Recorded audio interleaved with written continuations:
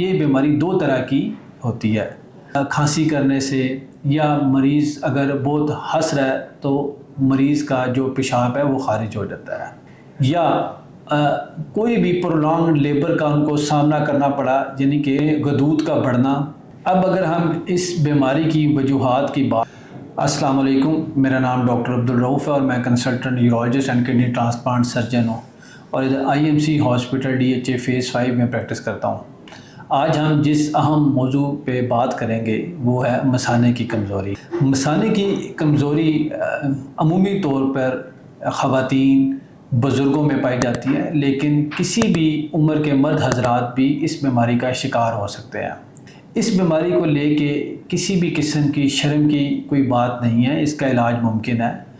اور بہت کامیابی سے ہم مریضوں کا علاج کرتے ہیں اور جو پیشنٹ سیٹسفیکشن ریٹ ہے وہ کافی ہائی ہے۔ اب اگر اس بیماری کو سمجھنے کی اگر ہم بات کریں تو یہ بیماری دو طرح کی ہوتی ہے۔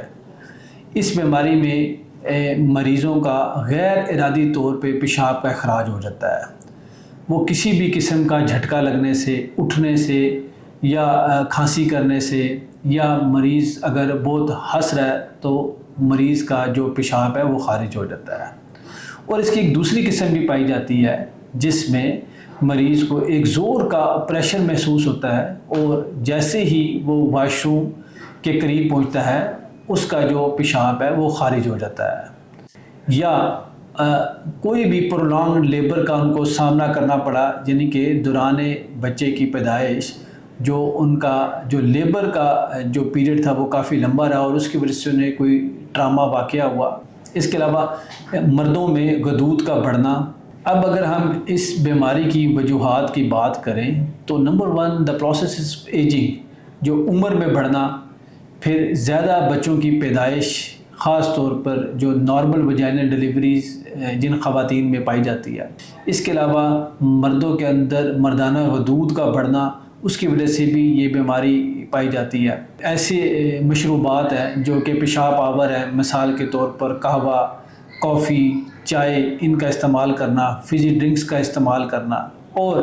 کچھ ادویات بھی اس بیماری کی وجوہات میں شامل ہیں جو کہ خاص طور پر پیشاب آور ادویات ہوتی ہیں۔ اس کے علاوہ شکر کی بیماری، یعنی کہ جن لوگوں کی ڈائبٹیز ویل کنٹرول نہیں ہے وہ بھی اس بیماری کا شکار ہو سکتے ہیں۔ ہائی بلڈ پریشر کے مریض بھی اس طرح کی شکایت کے ساتھ ہمارے کلینکس میں تشریف لاتے ہیں۔ اس بیماری کے مضر اثرات کی بات کریں تو اس طرح کے جو پیشنٹس ہیں وہ خاص طور پر ذہنی کوفت کا شکار رہتے ہیں۔ بہت سے مریض ہمیں یہ شکایت کرتے ہیں کہ ان کو عبادت میں کافی دشواری پیش آ رہی ہے، یا ایسے جو مریض ہیں وہ سفر کرنے سے بھی ہچکچاتے ہیں، جس کی وجہ سے ایسے مریضوں کی جو سوشلائزیشن ہوتی ہے وہ بھی افیکٹڈ رہتی ہے۔ مریضوں کو رات کو اٹھ کے پیشاب کرنا پڑتا ہے اور جس کی وجہ سے ان کو بار بار اپنے کپڑے تبدیل کرنے پڑتے ہیں، کیونکہ غیر ارادی طور پہ جو پیشاب کا اخراج ہے یہ خاصی الجھن کا شکار رہتا ہے مریضوں کے لیے۔ تو اس کی تشخیص انتہائی آسان ہے، کسی بھی مستند یورولوجسٹ سے آپ مشورہ کر سکتے ہیں اور وہ سمپل سے ٹیسٹ جس میں urine complete examination, ultra sound اور یورو ڈائنامک اسٹڈی بھی بعض اوقات کرنی پڑتی ہیں، جو کہ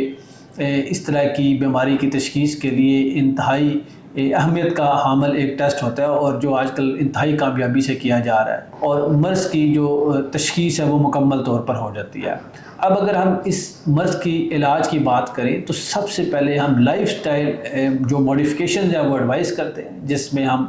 جو مریض اوبیسٹی کا شکار ہوتے ہیں ان کو وزن کم کرنے کے لیے کہا جاتا ہے۔ اس کے علاوہ ان کا جو ڈرنکنگ جو پیٹرن ہے اس کو تھوڑا سا تبدیل کیا جاتا ہے، یعنی کہ ایسے مشروبات جن سے اس بیماری کی تکلیف بڑھ سکتی ہے ان کا جو استعمال ہے اس میں تھوڑی سی کمی ہم ایڈوائز کرتے ہیں تاکہ یہ مسئلہ حل ہو سکے۔ خاص طور پہ چائے، کافی اور جو قہوہ جات ہیں ان کا استعمال بہت حد تک ہم اس میں ریڈیوس کرواتے ہیں تاکہ جو مریض ہے وہ کوالٹی آف لائف کو انجوائے کر سکے۔ کچھ ایکسرسائزز بھی ہم جن کو کیگل ایکسرسائزز کہا جاتا ہے، جو پیشاب کے جو پٹھے ہیں ان کو مضبوط کرنے میں انتہائی کارآمد ثابت ہوتی ہے اور ان کا بھی سیٹسفیکٹری ریٹ کافی زیادہ ہے۔ بلیڈر ٹریننگ پیشنٹس کو ایڈوائز کرتے ہیں جس سے بھی مریض کو کافی فائدہ ہوتا ہے۔ ان سارے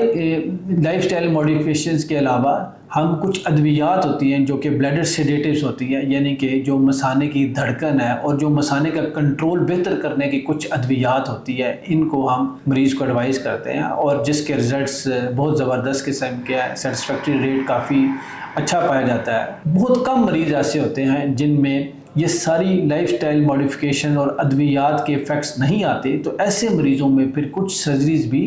جو ہے ہم ایڈوائز کرتے ہیں، اور تاکہ مریض کو بینیفٹ اس کا مل سکے۔ مریضوں کے لیے جو ٹیک ہوم میسج ہے وہ یہ ہے کہ جو مثانے کی کمزوری ہے یہ قابل علاج مرض ہے، اور آپ کی زندگی بہترین طور پر گزر سکتی ہے اگر آپ بر وقت اپنی بیماری کا مشورہ کسی مستند یورولوجسٹ سے کریں، اور کسی بھی جو ڈاکٹر سے جو معائنہ اور مشورہ کرنا ہے یہ اس سلسلے کی پہلی کڑی ہے کہ آپ بہتری کی طرف گامزن ہوں گے۔ لہٰذا میرا آپ سے جو پیغام ہے وہ یہ ہے کہ آپ اپنا بر وقت علاج کرائیں اور جو کوالٹی آف لائف ہے اس کو انجوائے کریں۔ Thank you.